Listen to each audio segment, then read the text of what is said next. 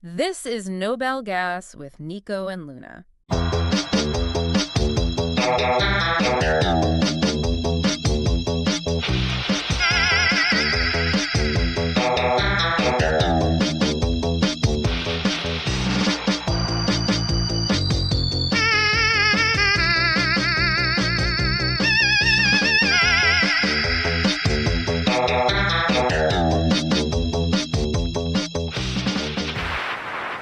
Okay, so we got some interesting emails from a listener.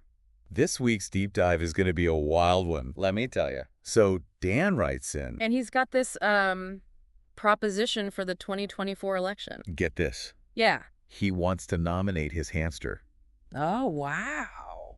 for President of the United States. For president. President Cosmo. Okay. Yeah, you heard that right. Dan's fully serious. Even included his Bitcoin wallet. Not once, but twice in these emails. Twice. Yeah, for campaign contributions. Wow, that's commitment. Right. Yeah, that's something else.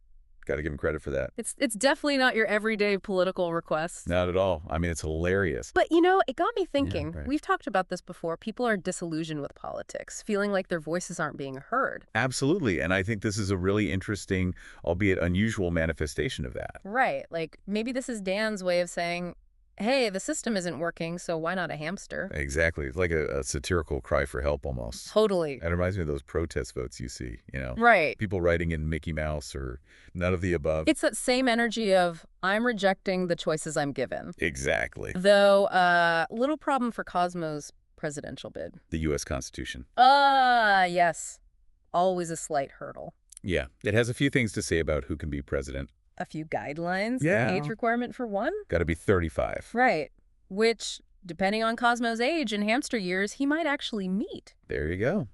Maybe Cosmo's got a shot after all. And the residency requirement. Oh, right. 14 years. 14 years. Yeah, it's been a minute since I looked at the Constitution. I think we all. But see, this is what I love about these kind of out there deep dives. It makes you think about things you wouldn't normally, you know. Oh, absolutely. And it's not just about the letter of the law, right?